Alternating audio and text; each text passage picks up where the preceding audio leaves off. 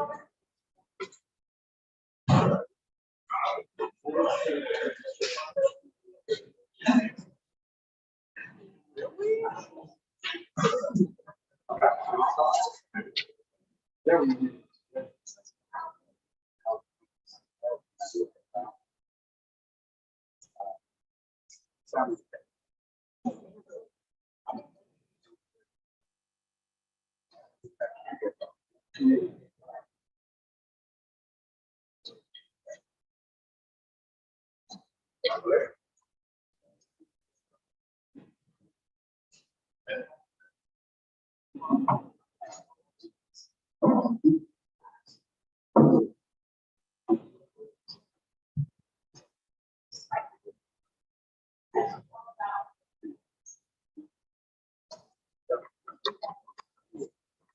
afternoon.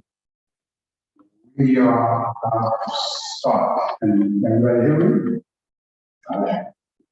Welcome to the Central Public Library. My name is Mark, Chair. I'm in charge of the humanities section here at the Central Public Library. For you who are curious, that means I'm in charge of fiction, literature, philosophy, psychology, foreign languages, self-esteem, all that good stuff. Those things come to my section for and history, the fourth and fifth floors. As you may imagine, anything like this, it takes a lot of work to do this. So before I pass the mic to our moderator, I'll give everyone once thank you to Jerry Moss and Marlon Lewis from the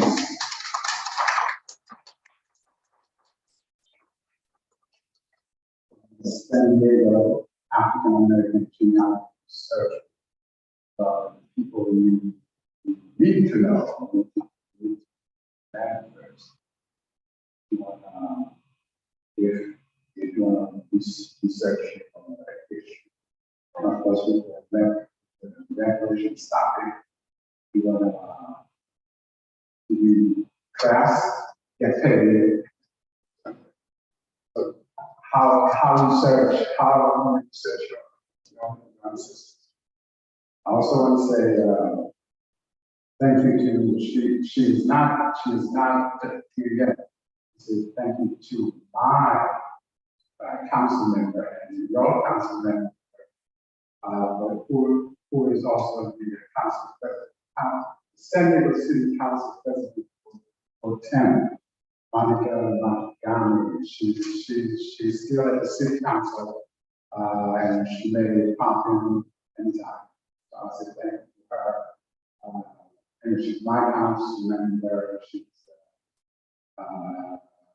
we are lucky for district for her to represent us.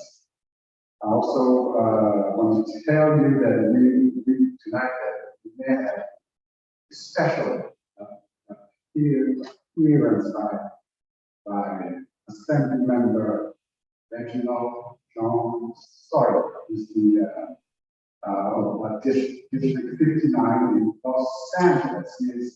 He is one of two elected officials in the Reparations task force.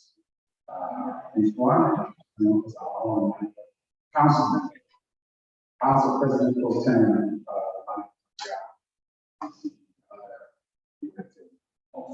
official. And first announcement was thank you, Professor and current chair of the Africana Studies Department at San Diego State, will be our moderator for tonight. Will be coming as soon as I step on. And before I step on, I will do add two things. One is for Senator African Genealogy Research research group, and they have a table there. Go and visit them, talk to them, and everything. I also want to have we have this like fill out at the end of the programs. This is basically how we pay the bill. Even if you don't say nice stuff about me, about speakers or friend, so I know you're going to say nice stuff. It helps the library to show to elected officials, show to managing agencies that we do. So this is money. We have to make it look good by promise.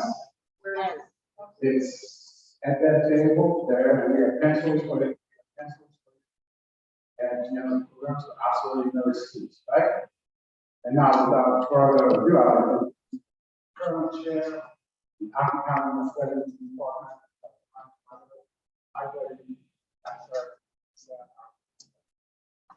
Thank you.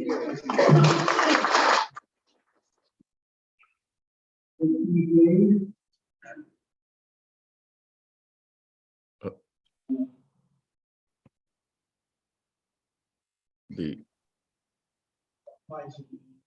Hello.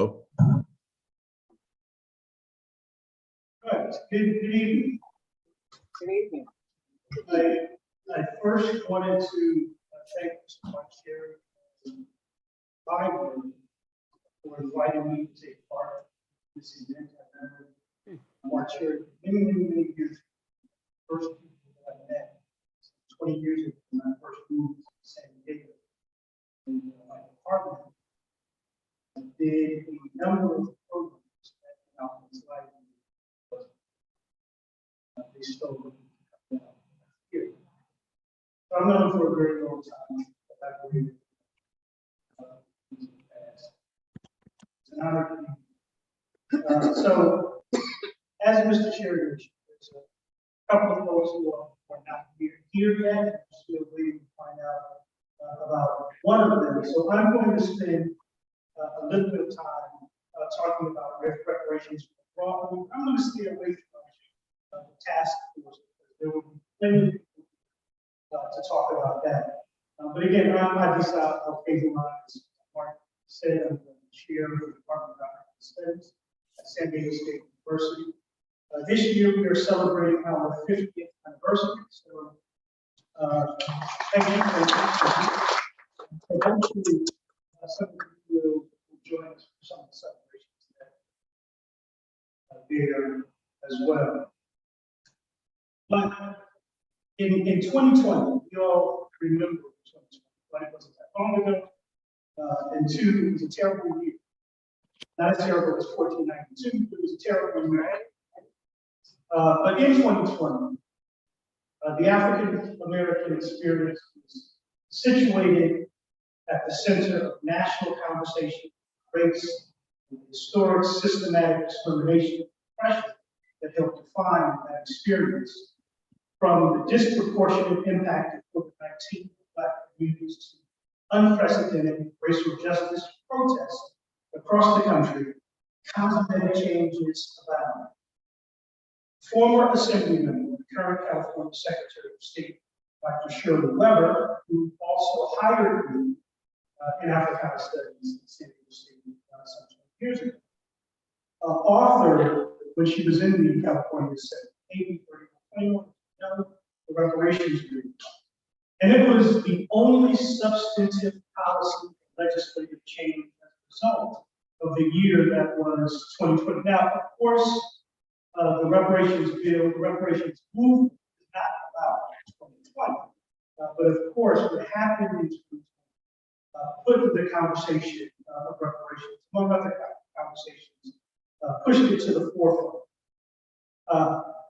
So this unprecedented bill was signed into law on September 30th, 2020, and it authorized the creation of a task force to explore the ways the state of California might provide reparations.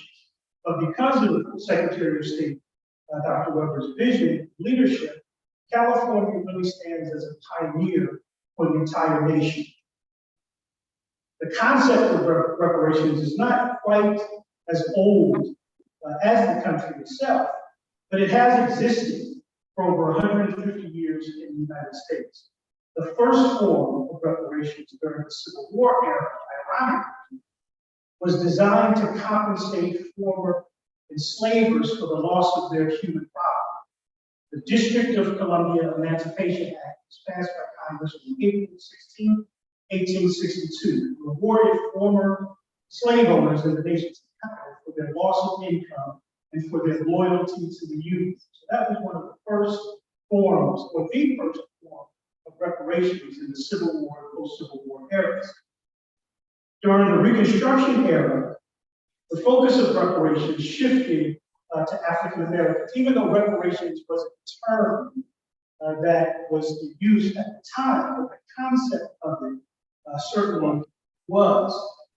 So it shifted during Reconstruction, but not only were newly freed men and women demanding reparations in the form of land grants, but the radical Republicans in Congress also understood the necessity to establish a federal agency to oversee the incorporation of billions of formerly enslaved people into a supposedly free American society. Is that my phone? That's the Zoom. I think those are close.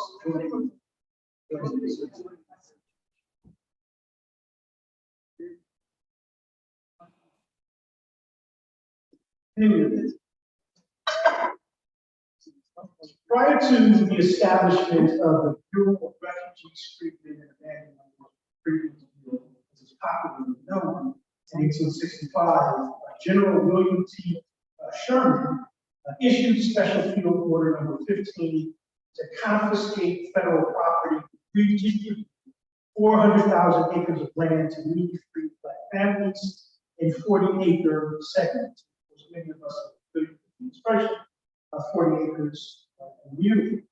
That is indeed something that was promised, but never delivered upon for a variety of racial and political reasons. Some formerly enslaved families were awarded abandoned and confiscated land in former Confederate states. President Andrew Johnson, a former Tennessee enslaved himself, ordered the Bureau to extend both of those directives and return the lands to former Confederates. But Congress would eventually grow very weary of the legitimate demands that African Americans had and ultimately abandon, leaving them vulnerable or more vulnerable to the very forces that violated their pre-emancipation. From Reconstruction to the present, African Americans have initiated several movements for voting rights, civil rights, equal access to public accommodations, anti-lynching campaigns, police reform, and a host of other initiatives that has brought us to this contemporary moment. Still, African Americans are seeking to affirm that the lives of Black people matter. I've personally, as I'm sure many of you have long questioned if America has the moral integrity, the courage, or even the inclination to address the historic and contemporary forms of oppression facing African Americans.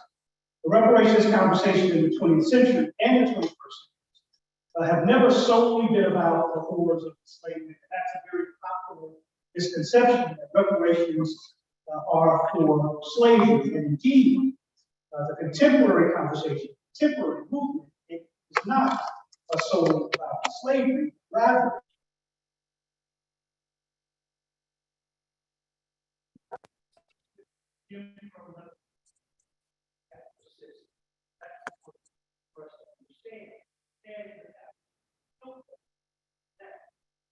so the nation that, of course, murders, Floyd, Taylor, Margaret, helps elevate national so we currently live in a society that necessitates create firmly, also having to support very same society It's not just about, actually, let me jump forward. It's too much time. Yes, African American heritage justice, not performing. There's a significant difference. So, and no shade to name, but selecting Kamala Harris as President Buchanan,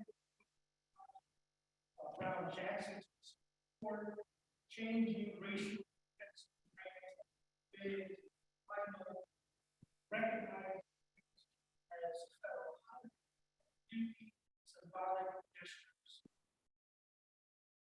And they don't really provide, as she said, they really do not provide any relief for suffering, marginalization of African Americans, nor do they limit it.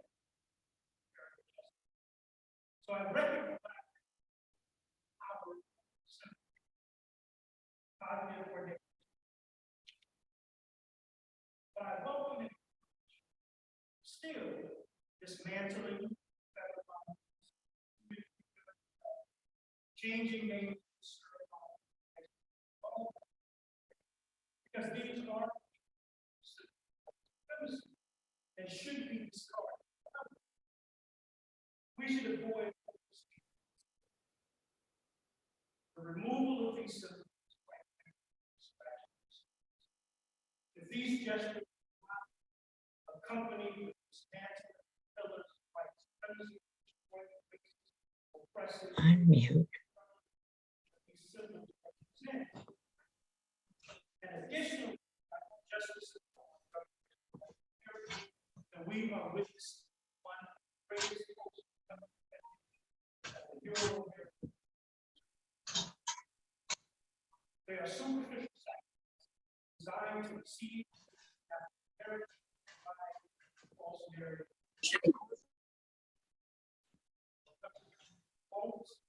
Destroy white supremacy or the institutions.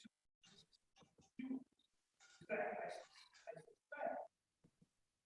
that in once reparations are granted. However, reparations constantly destroy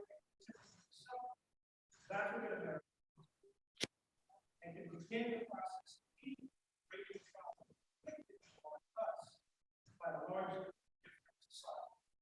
So it's past time. We have to first ascertain the impact and certainly the reparations. And without any further, I will go on to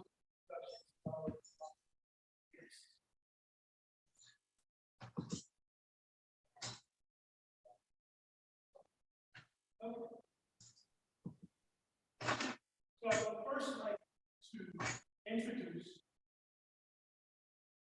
Assembly Member Reginald Sawyer. And as Mark Chair mentioned, represents the 59th Association, including the community's next part, Florence Firestone, and Exposition. Joan Sawyer, Chair of the Citizens Safety Committee, and is a member of the budget committees. Joan Sawyer, past chair of the legislative office, has a family that's always beginning with this was a part of the first group of students high school in Arkansas. Studying for he's joining us virtually.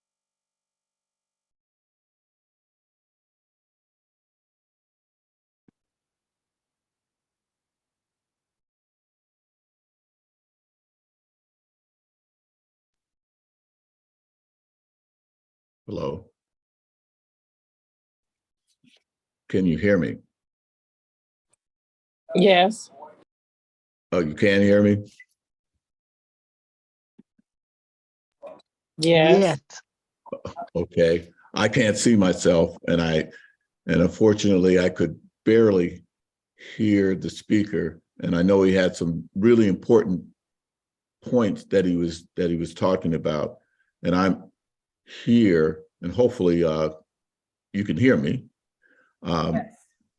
Yeah. I'm here to really talk about the Reparations Committee and where we go from here on. My bill, AB 2296, will help us to be able to continue the task force mission, Dr. Weber's mission, and really the community's mission of what we want to do with reparations. If you don't hear anything else from me tonight, the most important thing you need to do to understand is on June 30th, 2023, the task force will turn in their recommendations for reparations on time. At that time, that will be handed over to the legislature, who will then craft what will be the legislative and budgetary instruments that we need to do so that we can now have reparations in California.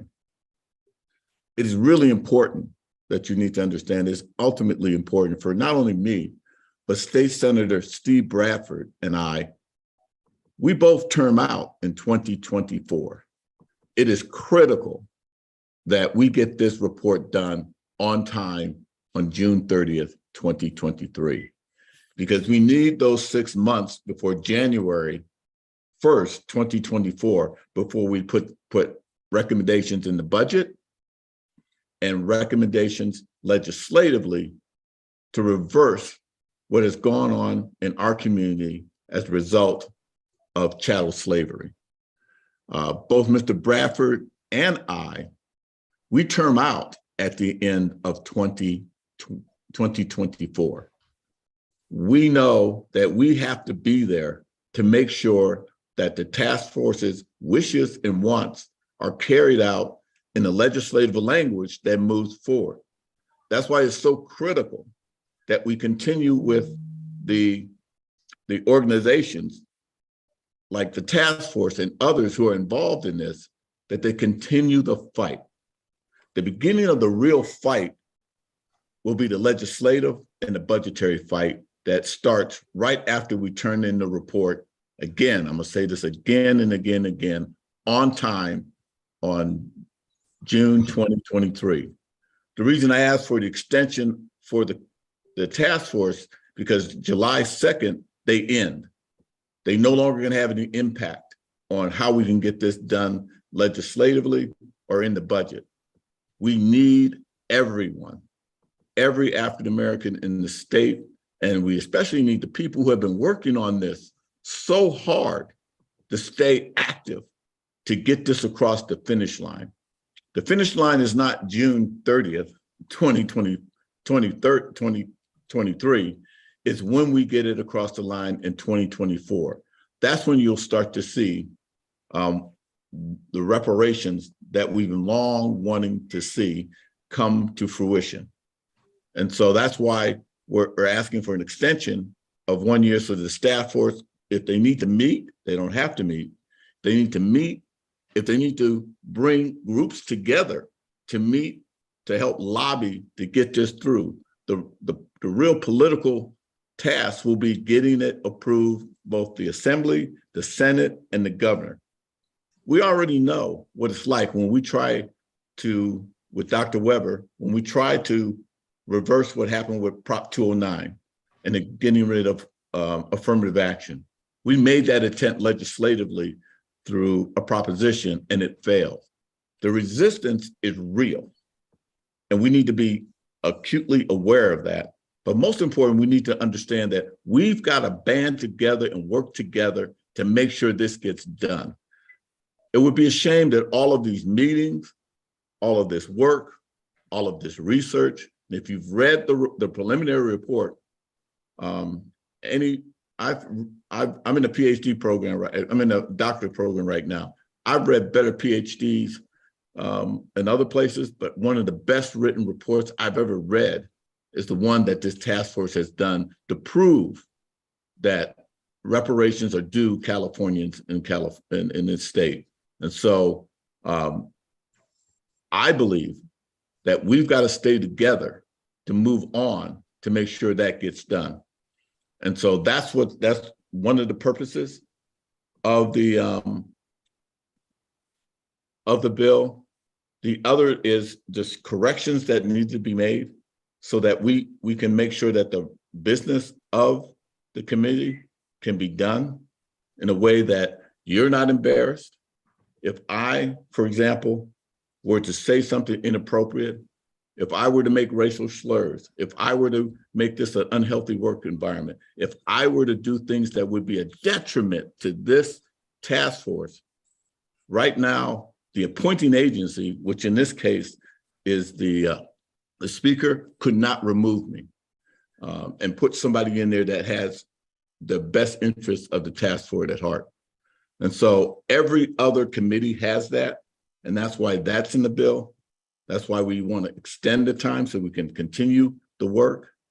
But most important, we want to make sure that we fall in line with the other agencies that are doing things so that we're not out of step. So that when we do cross that finish line and turn this report in, that we've crossed our T's, dotted our I's, but most important, we've turned in the best product possible without any interference or out anybody trying to tear it down. And that's going to happen. When we finally turn in our reparations report, I expect the wolves to come out to try to tear it down, to keep us from getting what we ultimately deserve. And so I'm just here to let you know what I'm trying to do, what the bill does, but most important, what we now need to do to come together, to work together, to make sure that we get this done, and that Mr. Bradford and I, we want to be there because we're the only two legislators, one in the Senate, one in the Assembly, that can write the laws to make sure, let me say this again, to make sure it is done. And you've been disappointed in the past when we made efforts to correct racial wrongs. And so this is our opportunity to do it. Mr. Bradford and I are a team, and we want to make sure that the rest of us are all a team working together to make sure that this happens. So I want to thank you for giving me this time, but I also want to make sure I dispel the rumor or the concern that we will not turn this in on time. I will move mountains to make sure that this report gets done on time, but most important, before I leave the Assembly, the last thing I'm going to do is make sure we get some sort of reparations. Thank you. Hopefully you heard me. Yes. And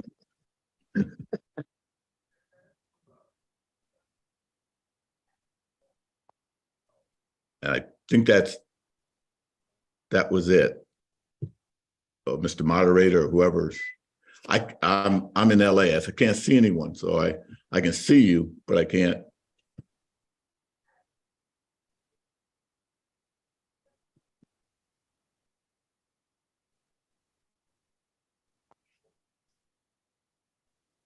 I see someone talking on the phone, it looks like.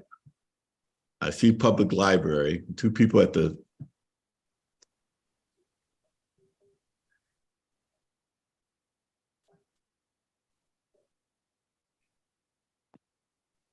And we can't hear them. Oh, you can hear me, but you can't hear them? Right. So I it's think my meeting now? But thank you for the information, sir. You're welcome. And my office, you can call anytime. Please get involved in the meetings. Your input, oh my God, your input is so needed right now. And I need to get input from every Californian on what you believe reparations should be. I mean, it's not just a check. It's about education. It's about wealth. It's about owning a home. It's about job. It's about discrimination on job. It's about every field of human endeavor. It's about everything that's in our very existence as Californians. that has permeated this racism, has permeated every segment of what we do. And we've got to reverse all of that. That's why this reparations means more than that. And guess what? If we do it, other states will follow our blueprint. If we do it, the national level is waiting for us to get this done. And that's what should make us so proud. So again, thank you. Sorry, I got another meeting and I got to log off, but I really do feel honored that you allowed me just these few minutes to talk. Thank you.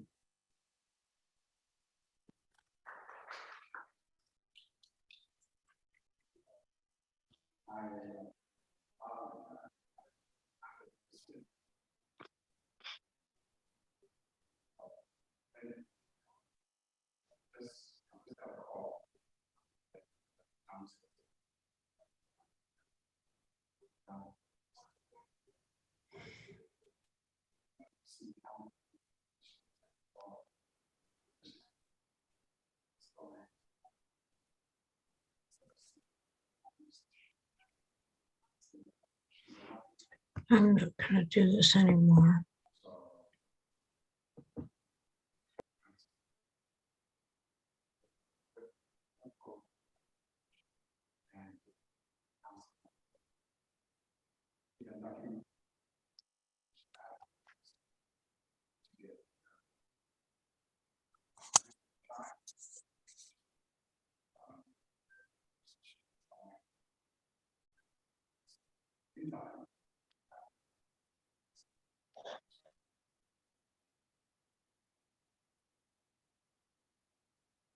And so Jerry D. Moss Association in the San Diego area. Most members have all over the United States. They serve education, proper research procedures, techniques, education, all nationalities, beneficial organizations. Mr. Jerry Moss. That was all.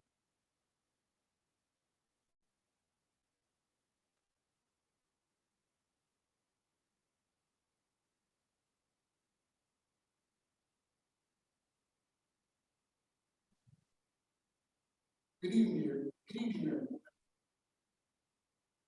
In honor of God, Jesus, Holy Spirit, it's a blessing for me to be here. So wonderful to participate. First, I want to thank the team for paying forward.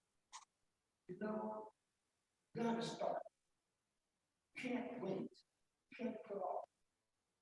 We're together. We're family. The only way is to see. We're going to have to take this. You see, just now, we have we're going to have that. But it doesn't stop the presentation.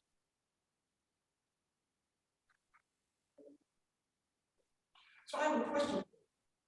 How many of you have taken DNA test? Whether it's ancestry, how many of you taken the test? How many of you want to take the test? Okay. Then we have a person. Could you come up here?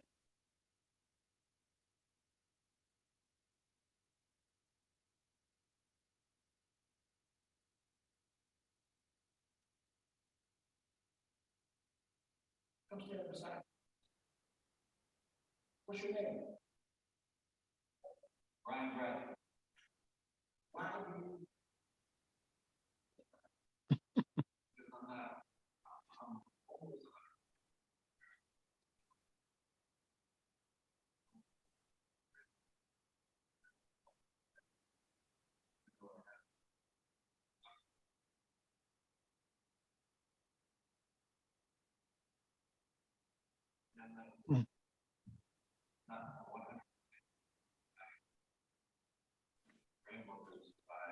This should be very interesting. If only we can hear.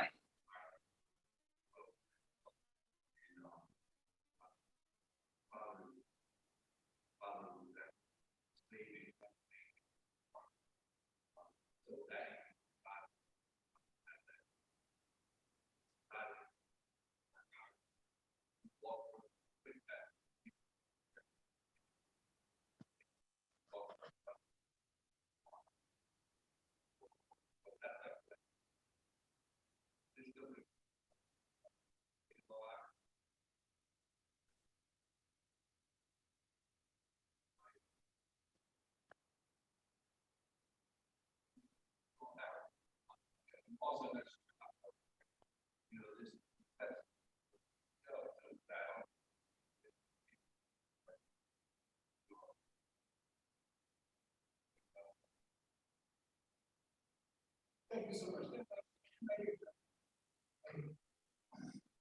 So our group, standing genealogy, we interact with all nations, everybody, we interact with them.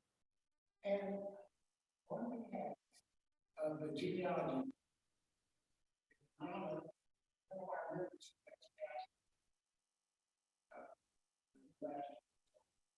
Marcia, I want to give you a image. And I'm also for you. And on top of that, I will be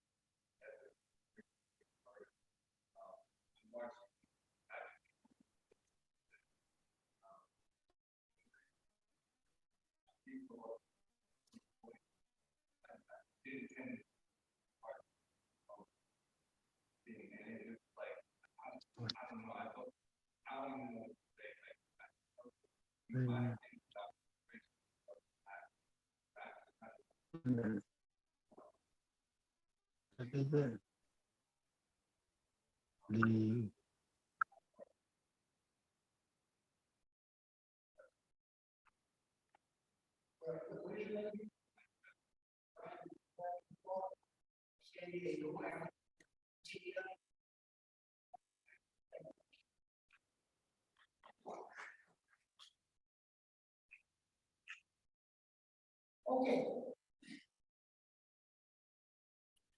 I'm going to ask you a personal question. Somebody asks, and when you deal with DNA, you're going to have people who are supportive of the information, they don't think it's true. So I'm going to ask two questions. Raise your hand. Who was adopted and they haven't taken DNA test? They haven't taken a 2 years out. They have not taken the DNA test. You have it? Will you please come up? Please. Yes. Yes.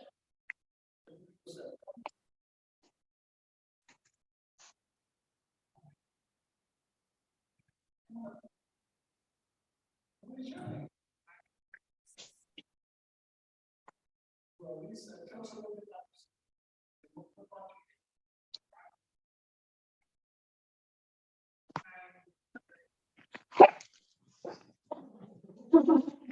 Audio, yeah.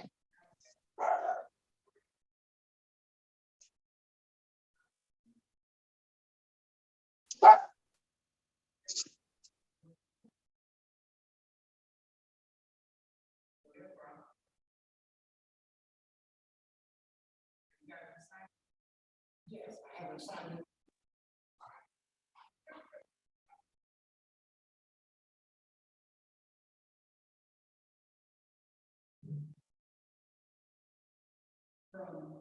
San Diego. We are honored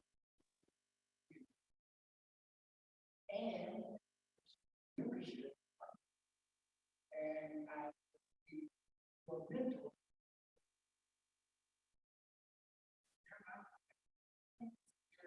There you go.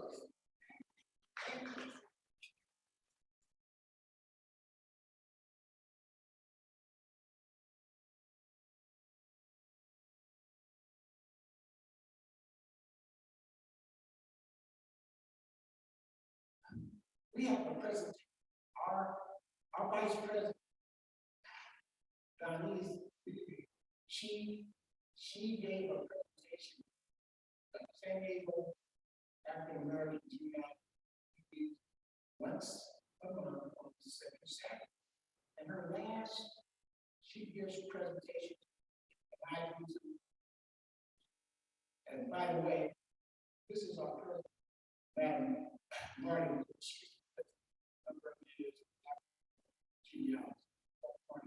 You were at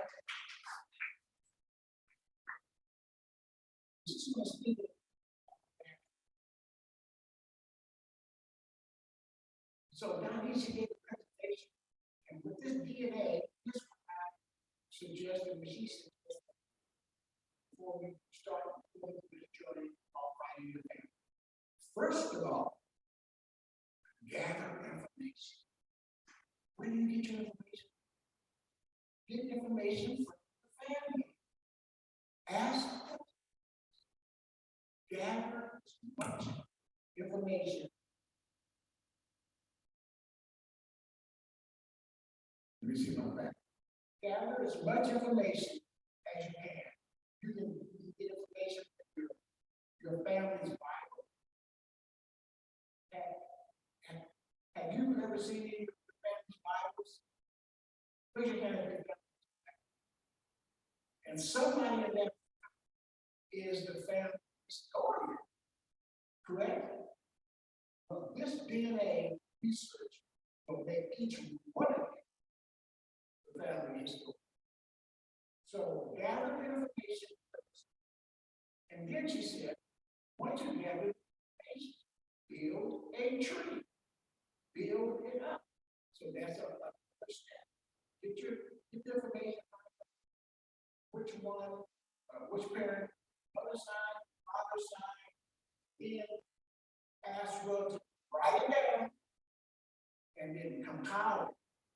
And so once you do that, then you can go to different sources like us, like our group, San Diego African American Research Group. Like Acts and I, we would sure appreciate join those who are out there virtually, join an organization similar to ours. And so with that in mind, once you have now that because a lot of people help you. You know what helps us? We get help from church. There's a family Latter-day Saints. Family history study in Mission Valley. They have a lot of volunteers. They help you find your family online and they show you census, they connect you to family. We used to be for the family, and they have purpose. They didn't have much. And the other tool that you use is the DNA. Find the test that you feel comfortable. Ancestry has almost 10 million people who have taken that test. So they are the ones that have a lot. That's why. And then after that, you tell me somebody I handed out this piece of paper. Some of you have this piece of paper right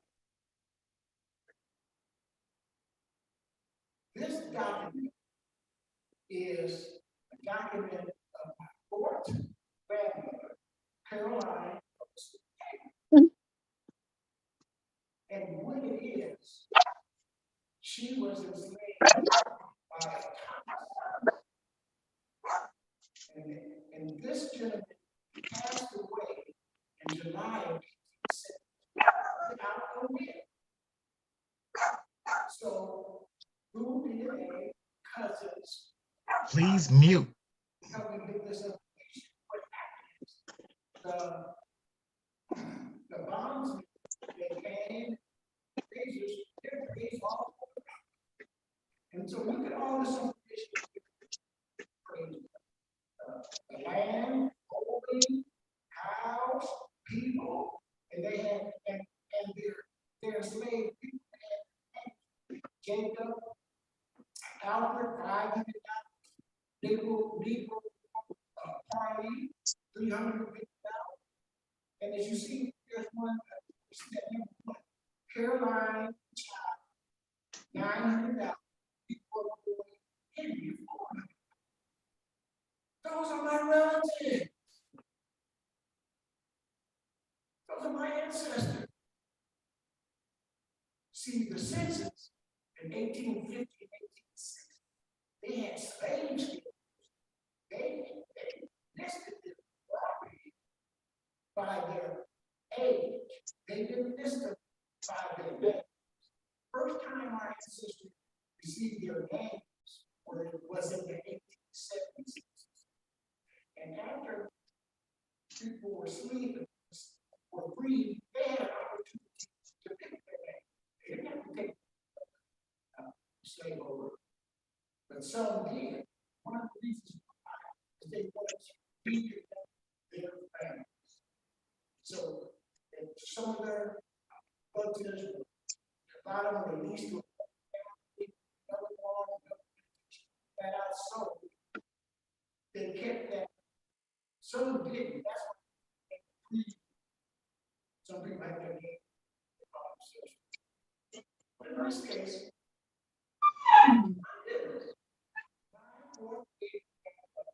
she kept those. And so I will be showing proof when I go to the screen and share something. So I just want to share that. Hey, how are we doing?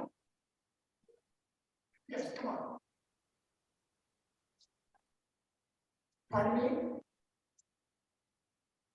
Was what?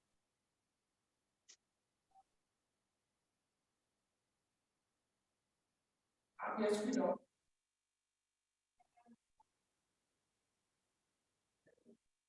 Thank you. Thank you.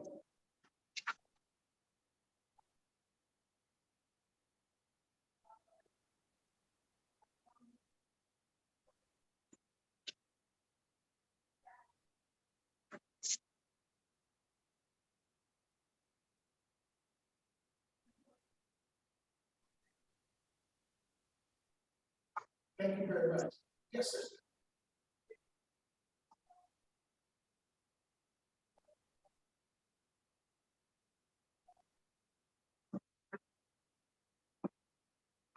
No. Let me tell you what happened.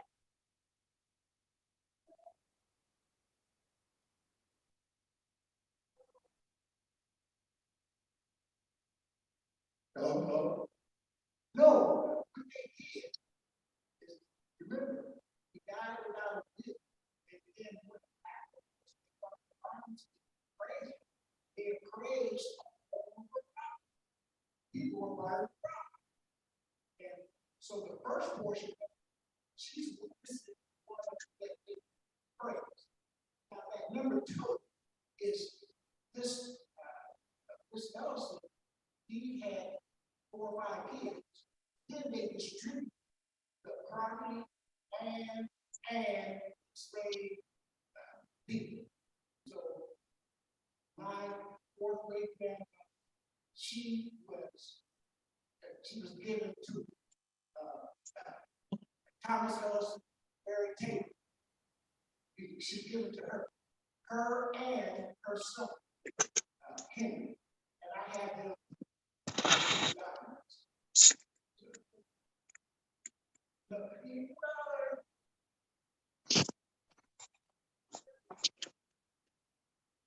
Technical problem. No, Documents like this. Have you seen it in your family like this? Where they had prices for your ancestors? What does it mean to see something like that? Does it affect you?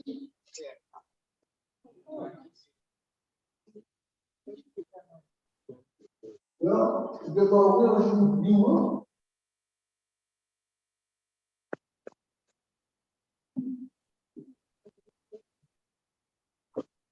Another way of gathering information is somebody in your family has gathered information. So they're your family historian.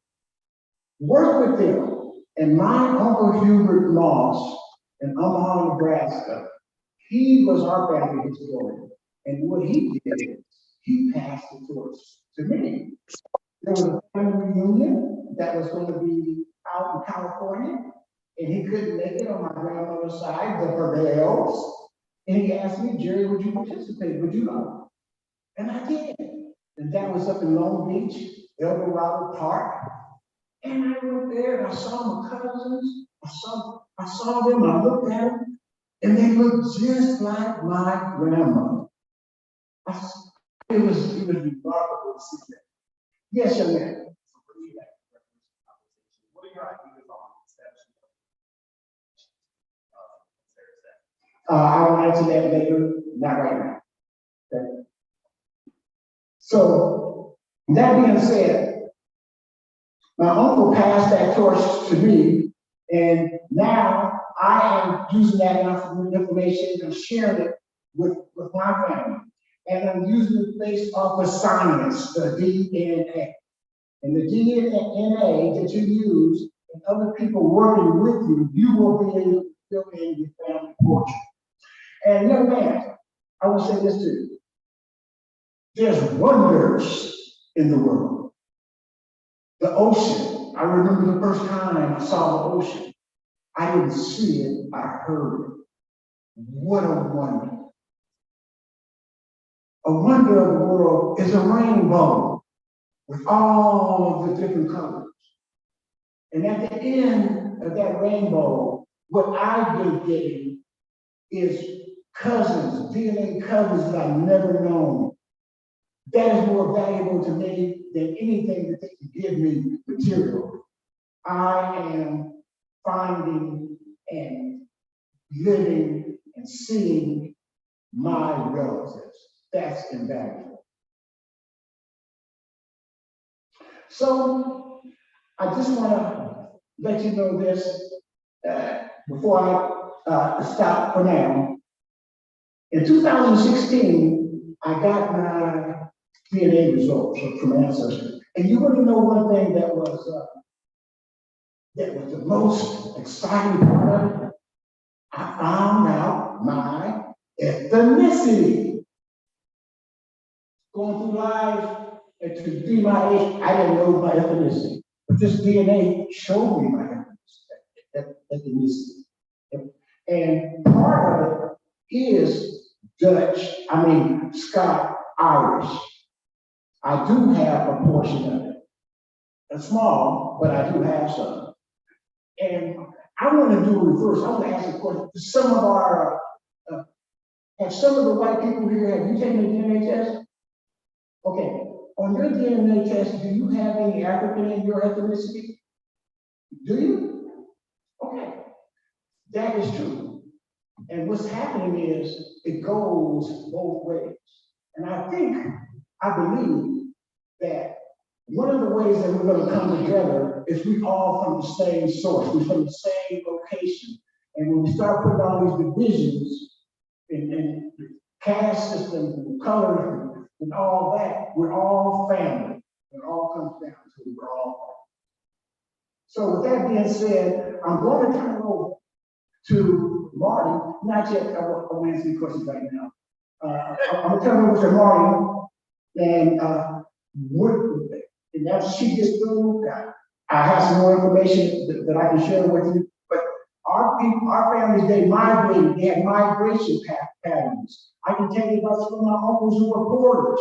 Porters, after slavery, they were the ones who were on the luxury trains. They kept the areas for the food, and they took where they had hotels on wheels. You know who they had? They had tall, dark, handsome black men. They were porters. And you know what they did? They were some of the ones who bought our families out of poverty. You know why? They had jobs. They were able to travel. They were able to see the world. And they helped us be who we are right now. And I do have some stories about it. So at this time, Marty, I appreciate it if you share some words with the group. Our president, Madam Marty Lewis. Okay, again, I'm Margaret Lewis. I'm the president of the St. Here Genealogy Research Group. We've been around since 1996. So, we're here to talk about reparations, and one of the things that I want to share with you, if we are awarded reparations, everybody's going to need to know how to document their lineage back to a slave ancestor. And some of the things that Jerry just said, I'm going to kind of reiterate on it. Like there are like 3 major steps. One is gathering all the information for your documentation, and that would be birth records, obituaries, oral history, and like the family Bible is a wealth of information because it does have a pedigree chart.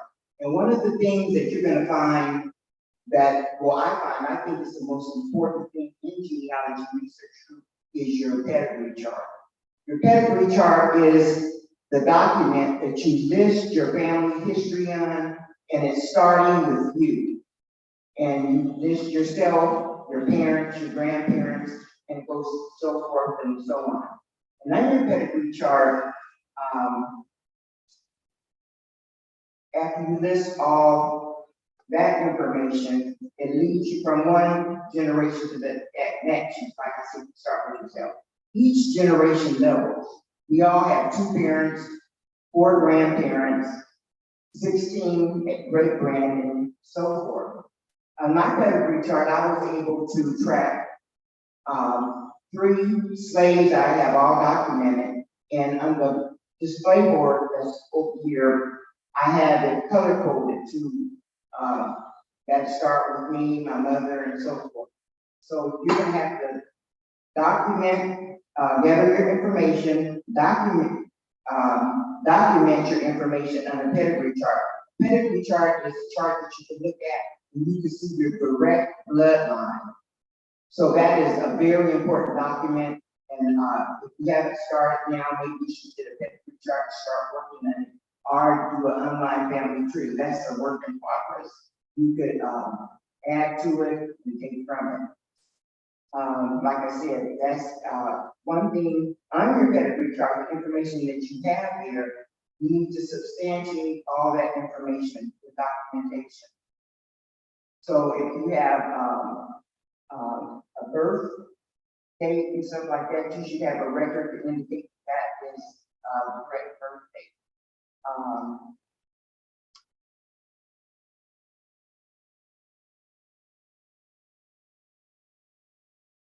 Okay, and all pedigree charts start with you. So that's important. You know your information. You just have to gather your parents' information. I belong to 2 organizations that I would have to, that I have to prove my lineage to a slave ancestor. I belong to the International Sons and Daughters of Slave Ancestors. And with that, I had to prove myself all the way to that person with, marriage license, death records, obituaries and stuff. Those are some of the things where you're gonna have to substantiate all the information that you have. So people start working on that now. Let me see.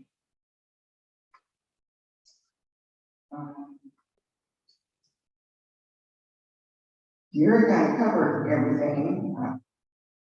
But like I said, that's the most important thing your pedigree chart to add to it.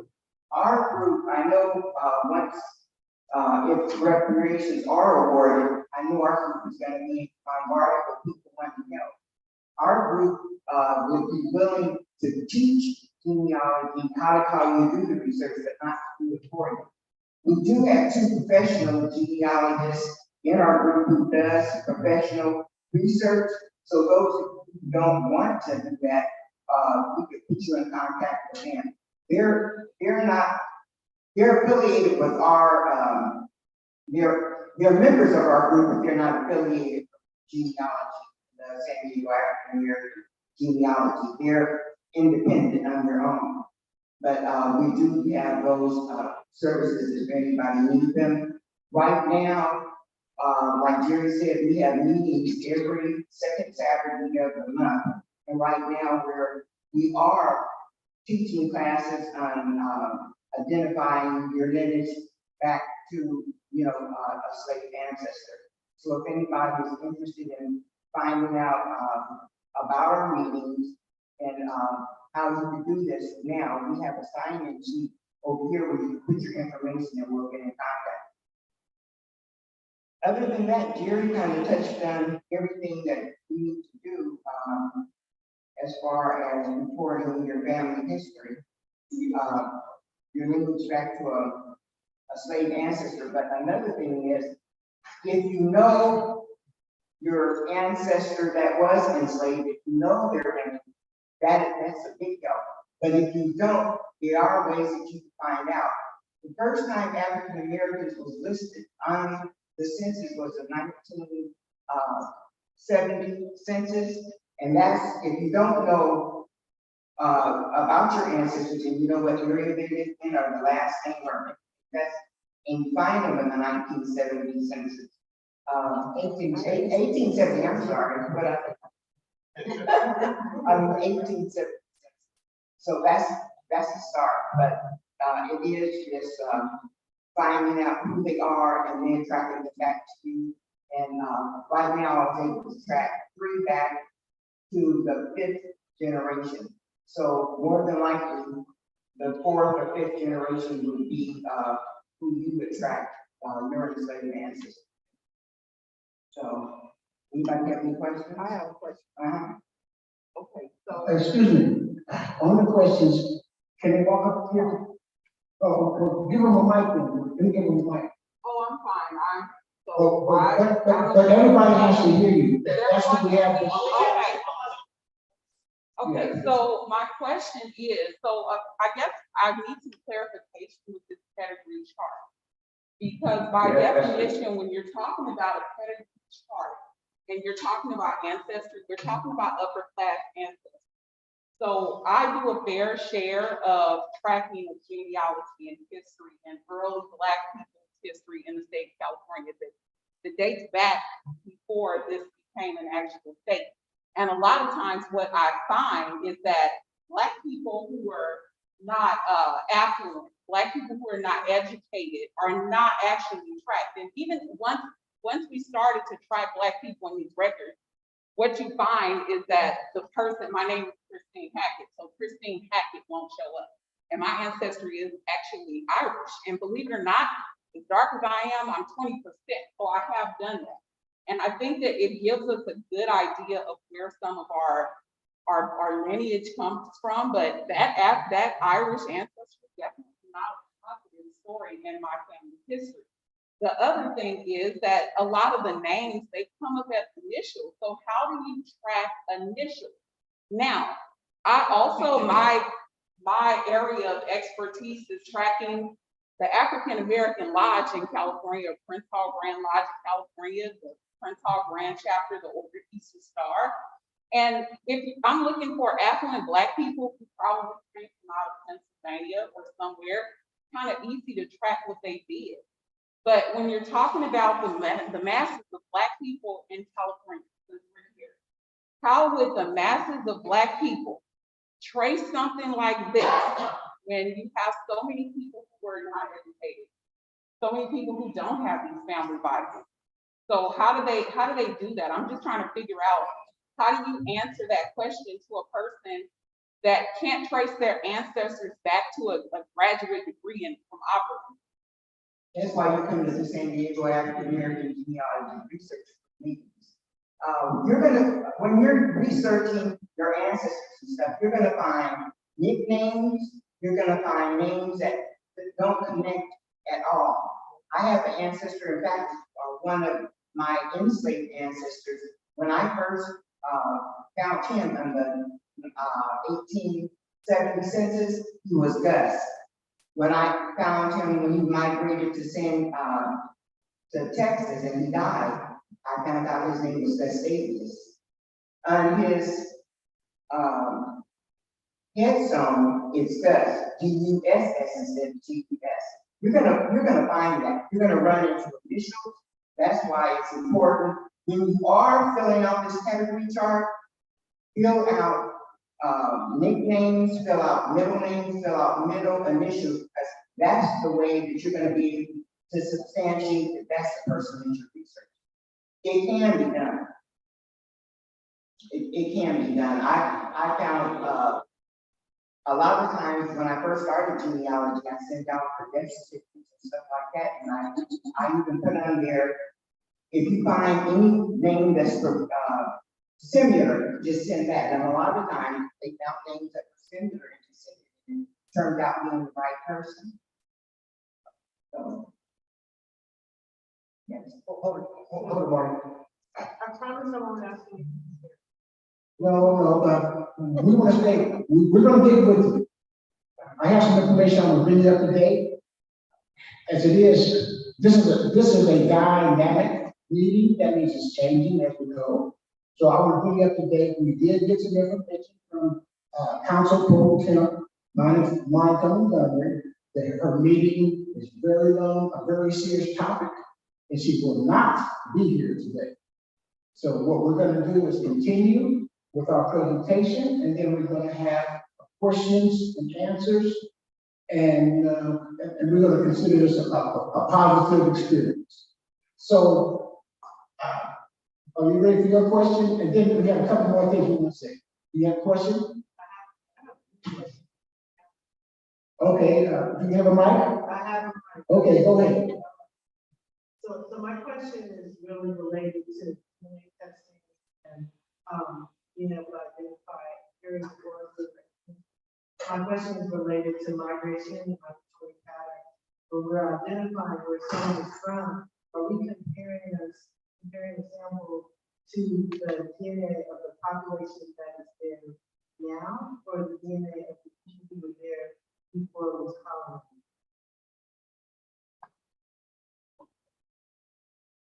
Yes. The DNA is based off of the data. So it depends with ancestry, it depends on who actually gives the DNA. So with that, and ancestry has DNA from all over the world. And so that's how it's done with DNA. And to answer your question, young lady, how do you get to your ancestors, third and fourth generations? You start right where you are. You take a DNA test right now, and when you get those results, you're going to have over 1,000 people that are DNA relatives to you.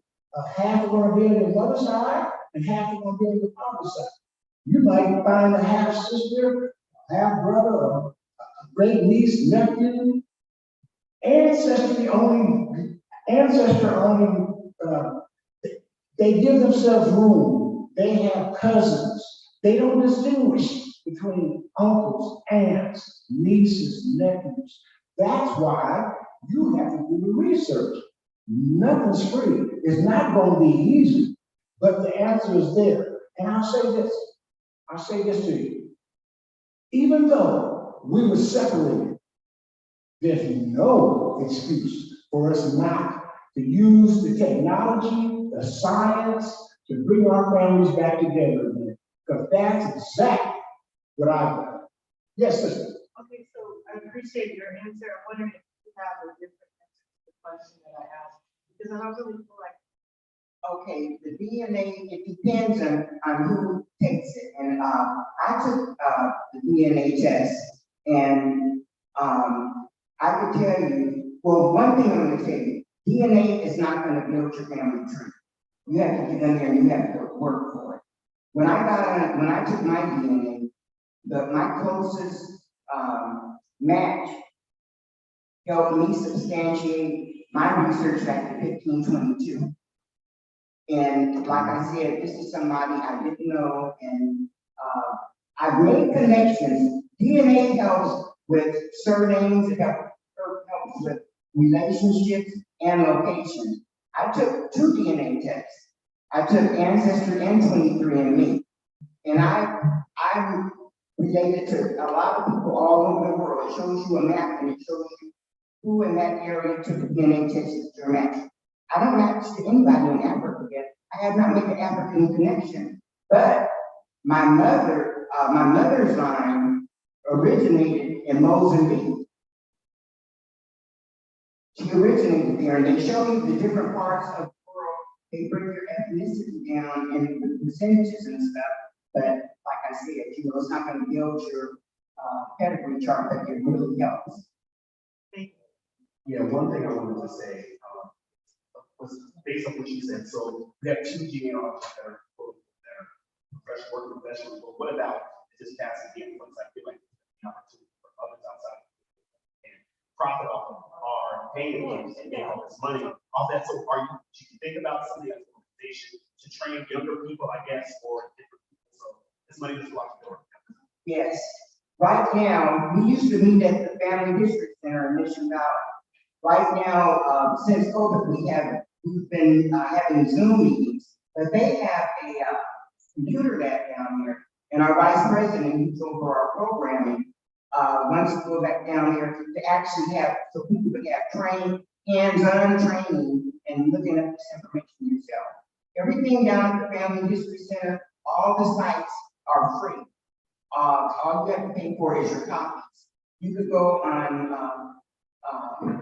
Pole 3, which have a lot of military records. And Pole 3, a lot of military records. If your ancestor, let's say they were in the Civil War and they were a slave, this is the slave master's name. And that's another resource for you to have that. On the board that I have over here, one of my examples of how I traced my ancestor, he was in the Union, he was a Union soldier in the Civil War, and it listed that he was a slave, and they listed slave master's name, so they can't come back and get him. There's a lot of information out there. You just have to know how to get it. And like I said, our presentations show you how, research your family. And I was talking more about control, because I think this presents a genuine opportunity for us to, whether it's starting an organization so that we can push reparations task force today and say, hey, this is who we go to. Because to be honest, you guys are the only ones with specialized information in math besides because you guys have been doing work so you can be a network.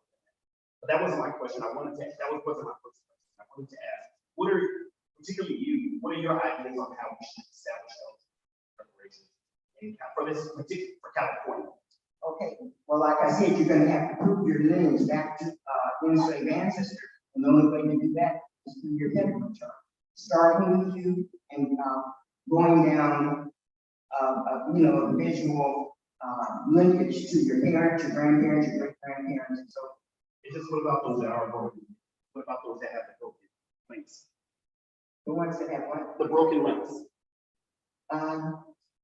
You just have to research it and find it.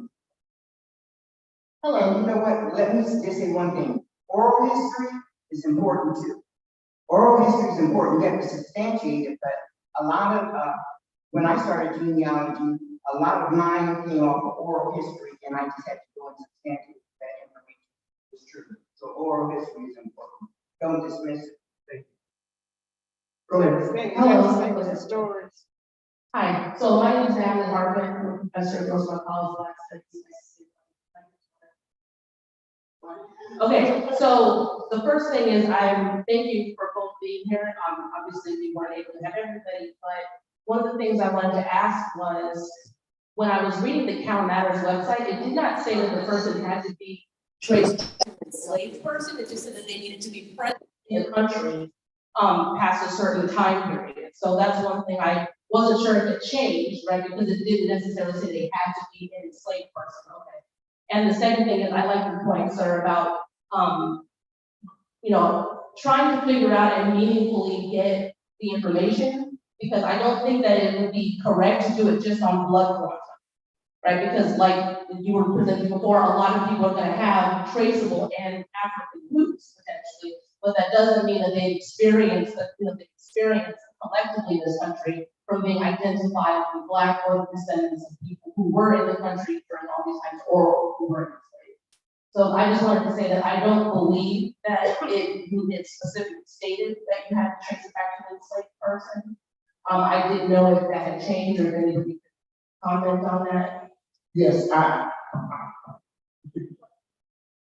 you have that answer? Okay, go ahead. That was my question, is that I have the same question.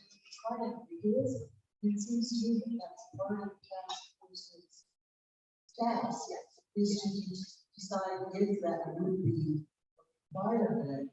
And in my opinion, there's some controversial things about that. Because if you do base it on blood quantum, you get a person who has one Black ancestor who will step forward and claim that the reparations. My understanding of the task force report, as the professor was saying earlier, is that these are larger contexts, and that's part of it. But I think also that's even a point, because in studying the actual money that's given to slave owners, right?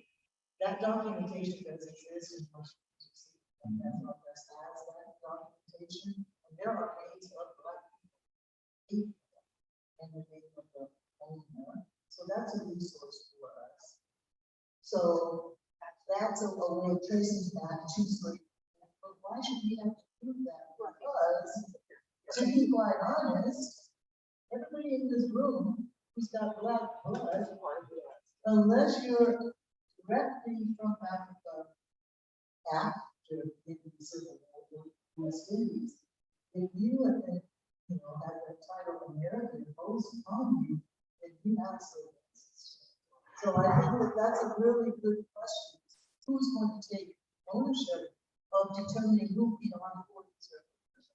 Well, thank you for that point. And what was decided by the task force, there were 9 members, and most of their time at the interim report, that was one of the things that they wanted to find out who qualifies. And they voted not 5-4 that the people in California who qualify for the reparations will have to prove that they had ancestors that were enslaved before 1900. That is what the interim report says. Yeah, and on another note, I'll tell you this, that's politics. With the San Diego Genealogy and Research Group, what we are concentrating on, while we're here, we want to support them. Our task, our tools is to be helpful and help people find their family, do genealogy. The politics, it has its place. But what we do, we instruct and help people find their family. That's what's most important to us. And so we're going to take a couple more questions, and then we're going to close this meeting, and we're going to consider it a success. We're right about on time. council member, council president pro tem Montgomery has her priorities, and we are so thankful that everybody participated in the meeting. So, a couple more questions, please. Yes, sir. Okay, I missed probably some of the early part of the meeting. I want you to address the people that were here before the colonists were here, that eventually, whether they made some slaves, Native Americans, whatever. How are they going to be? Are they going to be considered in this reparation? Yes. Okay. And then the second thing, I know there's a lot of people who may not be able to find their ancestry directly. And I know, for example, there's parts of the South. And I know my last name, you can find the whole area. Now that there's a bridge, my last name on it. Now, I've never been down there, I've never met my family there, but I know for a fact that if you go out there and you yell my last name, about 5, 6, 7, yes. But the reason why I asked that question is because I think that the break in the living, and I've actually have met someone here who's a professor My brother, based off of your opinion, there's a break in the lineage, but there is no break in the DNA. Okay. Right. So can the fact that a person has a particular name be enough to kind of use that as a reference? Yes, once you back it up with the documents, we have documents. We were proud of it. I just showed you some paperwork where they have documents. But yes, there was a lot of thought that went into it, and God left the DNA, and the DNA can bring our families together. And that's what it's been doing. I've met family I've never known because of DNA and because, first of all, by God and His grace, but He gave us a tool. And it's up for us to use that tool and work together, share the information with our families. And white people, Hispanic, all of us, we have to work together. We're all one family. And you know what proves it? The DNA. DNA. See you later. Gotta go.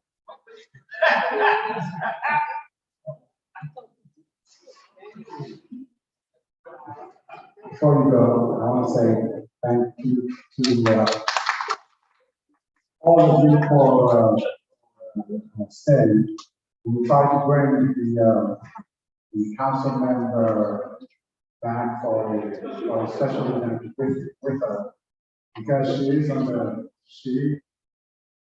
task force.